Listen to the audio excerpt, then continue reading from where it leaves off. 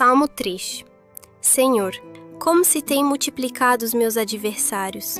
Muitos se levantam contra mim. Muitos são os que dizem de minha alma: não há salvação para ele em Deus. Mas tu, Senhor, és um escudo para mim, a minha glória e o que exalta a minha cabeça. Com a minha voz clamei ao Senhor, e ele me ouviu desde o seu santo monte. Eu me deitei e dormi, acordei, porque o Senhor me sustentou. Não temerei 10 milhares de pessoas que se puseram contra mim ao redor. Levanta-te, Senhor, salva-me, Deus meu, pois feriste a todos os meus inimigos no queixo, quebraste os dentes dos ímpios. A salvação pertence ao Senhor, sobre o teu povo seja a tua bênção. Agora vamos entender o Salmo. Olá e bem-vindos. Hoje a gente vai mergulhar num texto bem antigo, mas que, olha, parece que foi escrito ontem pelos sentimentos que ele descreve. É um texto bem curto, conhecido como Salmo 3. E a nossa missão aqui é desconstruir esse pequeno poema de um jeito simples, focando na jornada emocional que ele tem, sabe? A gente começa num cenário de desespero total, aquela sensação de estar cercado, e vamos seguindo a transformação até chegar num lugar de paz, de segurança. E, assim, o objetivo não é fazer uma análise teológica super complexa, é mais entender a mensagem humana, sabe? As emoções ali, especialmente para quem talvez nunca tenha tido muito contato com esse tipo de texto. É isso aí. E sabe o que eu acho fascinante nesse texto? É como ele usa imagens muito fortes, quase visuais mesmo, para traduzir o que a pessoa está sentindo. Sim. Por exemplo, essa ideia de ter um escudo, ou a imagem de alguém que, depois de ser humilhado, consegue erguer a cabeça. São metáforas muito poderosas. Muito. Elas ajudam a gente a visualizar a mudança interna de quem escreveu, né? A gente vai seguir essa transformação passo a passo, do caos até a calma. Vamos ver o que dá para extrair dessa jornada. Ótimo. Então, o texto já começa com um impacto, sem nenhum aquecimento. Ele diz: Senhor, como se têm multiplicado os meus adversários. Muitos se levantam contra mim. Direto ao ponto. Totalmente. A primeira coisa que me vem é uma sensação de avalanche. Não é um problema, não são dois. A palavra multiplicado, sabe, dá uma ideia de que a situação está crescendo sem parar. Fora de controle. Exato, saindo totalmente do controle. É quase a versão antiga de acordar e ver o celular explodindo com um monte de notícia ruim uma atrás da outra. É uma ótima analogia. É uma abertura que joga a gente direto no meio da crise. A pessoa que escreve se sente esmagada, não só porque os problemas existem, mas pela quantidade.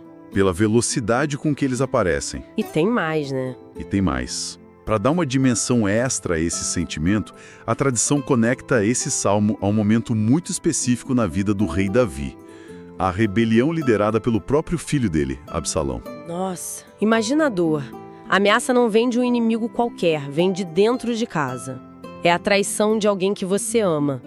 Isso transforma os muitos adversários em algo muito mais pessoal, devastador. Caramba, isso muda tudo. Deixa a dor muito mais profunda. E como se isso não fosse o bastante, o ataque continua, mas de um jeito mais sutil e talvez até mais cruel. O texto diz: muitos são os que dizem de minha alma: não há salvação para ele em Deus. Isso aqui é pesado. Muito pesado. O golpe não é só físico ou político. É um ataque direto na esperança da pessoa. Estão dizendo, basicamente, você já era.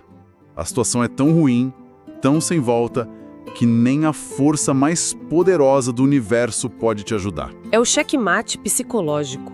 Estão tentando destruir a última fortaleza que a pessoa tem. A fé ou a esperança de que as coisas podem melhorar. E o que é fascinante é que o texto não foge disso. Ele expõe a ferida, reconhece a profundidade do desespero. É um diagnóstico brutalmente honesto da situação. Verdade. Ao começar no ponto mais baixo possível, sabe? Sem disfarçar a dor ou o medo. A virada que acontece logo depois se torna ainda mais radical, mais significativa. E que virada! Depois de pintar esse quadro de caos absoluto, eu esperava um pedido de vingança, sei lá, algo tipo, Senhor, acaba com eles. Mas não, o texto não vai por aí. Ele faz uma curva inesperada que muda todo o tom, com uma única palavra, mas. O mais é a chave. Totalmente, ele diz, mas tu, Senhor, és um escudo para mim, a minha glória e o que exalta a minha cabeça. Esse mas é uma dobradiça que vira a história inteira. O foco sai dos problemas e vai para uma fonte de proteção. Essa mudança de foco é o coração de todo o texto. E a primeira imagem que ele usa, a do escudo, é genial na simplicidade. Sim. Pensa bem, um escudo, por natureza, não é uma arma de ataque, né? A função dele é defender, proteger o que é vital. A metáfora sugere que a pessoa não está pedindo, nesse momento, que a tempestade pare, mas que ela encontre um lugar seguro no meio da tempestade. Entendi. É sobre proteger sua essência, sua integridade, enquanto o caos está rolando lá fora. Exatamente. E a segunda parte da frase. A minha glória e o que exalta a minha cabeça. Isso me soa quase como um ato físico, um desafio. Como se, apesar de tudo, a pessoa se recusasse a andar de cabeça baixa, a parecer derrotada. É por aí. É exatamente por aí. Sua intuição está perfeita. Pensa na linguagem corporal da derrota. Ombros caídos, olhar para o chão. É uma postura de vergonha. De submissão. Isso, de submissão. Erguer a cabeça é o oposto. É um ato que significa recuperar a dignidade, a honra, a autoconfiança. Então, essa força externa, esse escudo, não só protege, mas também provoca uma restauração interna. Devolve para a pessoa o que os adversários tentaram tirar, o seu valor próprio. É uma voz que diz: você não é o que eles dizem que você é. Levante-se. Uau! Isso é muito poderoso. É uma transformação que vai de dentro para fora. A pessoa deixa de se ver como uma vítima encurralada e passa a se ver como alguém protegido, com dignidade. E essa mudança de mentalidade leva a um resultado prático que, para mim, é a parte mais chocante do texto. Ele diz: eu me deitei e dormi, acordei, porque o Senhor me sustentou. Sabe, essa parte sempre me pega. Dormir, no meio de uma crise dessas, com o filho querendo tomar o seu lugar, com muitos querendo o seu fim. Quem consegue dormir? Essa é a pergunta de $1 milhão, né? E a resposta está na força da imagem. O sono, nesse contexto, é a prova definitiva de confiança. É a rendição absoluta à segurança que ele acabou de encontrar. Faz sentido. Nosso corpo só entra em sono profundo quando o sistema nervoso entende que a gente está seguro, que podemos baixar a guarda. Portanto, o ato de dormir aqui não é preguiça, não é negação. É o sintoma físico, incontestável, de uma paz interna que transcende as circunstâncias. É quase um ato de rebeldia silenciosa. Enquanto todo mundo espera pânico, ansiedade e noites em claro, a resposta é descanso. É como dizer para os problemas: vocês não mandam mais na minha paz interior. Exato. E isso se conecta com um conceito que a psicologia moderna chama de resiliência. Resiliência não é a ausência de problema, mas a capacidade de se adaptar e se recuperar diante do problema. Sim. O autor, há milhares de anos, está descrevendo, na linguagem dele, a descoberta de uma âncora psicológica. Uma âncora que o permite enfrentar a tempestade sem ser destruído por ela. E a prova de que essa resiliência é real é a frase seguinte, que reforça tudo isso. Ele diz: não temerei 10 milhares de pessoas que se puseram contra mim ao redor. Agora fez todo sentido. Ele não diz: os 10 milhares foram embora. Não. Ele diz: não temerei. Eles ainda estão lá, ao redor. A realidade externa não mudou, mas a percepção interna da ameaça foi completamente transformada. O medo evaporou, mesmo com o perigo ali presente. Precisamente.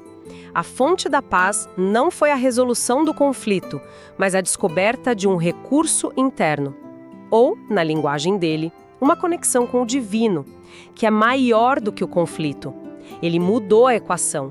O tamanho do problema não diminuiu, mas o tamanho do seu ponto de apoio aumentou. E isso fez toda a diferença. Certo. Então, a jornada emocional parece quase completa. A gente saiu do desespero, passou pela mudança de foco e encontrou essa paz surpreendente. E aí o texto caminha para o fim.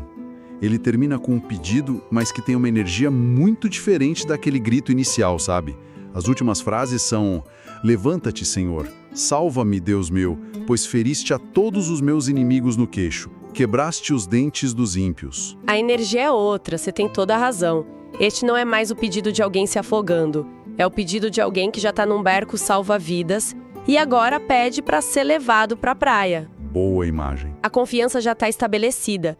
E ele ancora esse pedido na memória. Ao dizer, pois feriste, quebraste, ele está se lembrando de vitórias passadas, de outras vezes em que foi ajudado.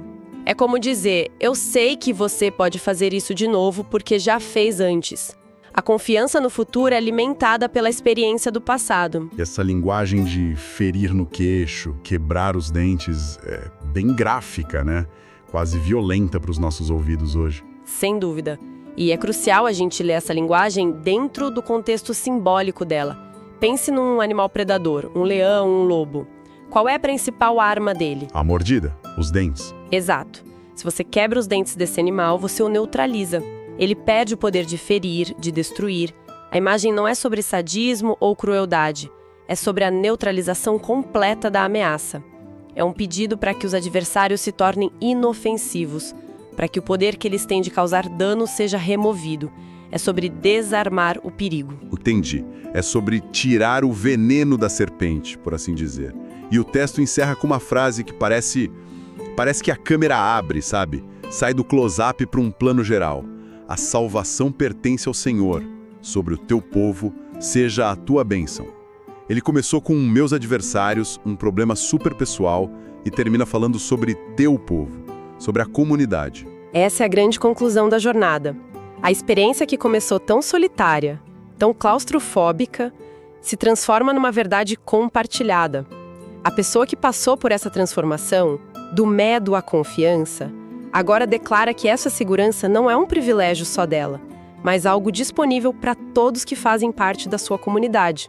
A lição pessoal se torna uma declaração universal de esperança.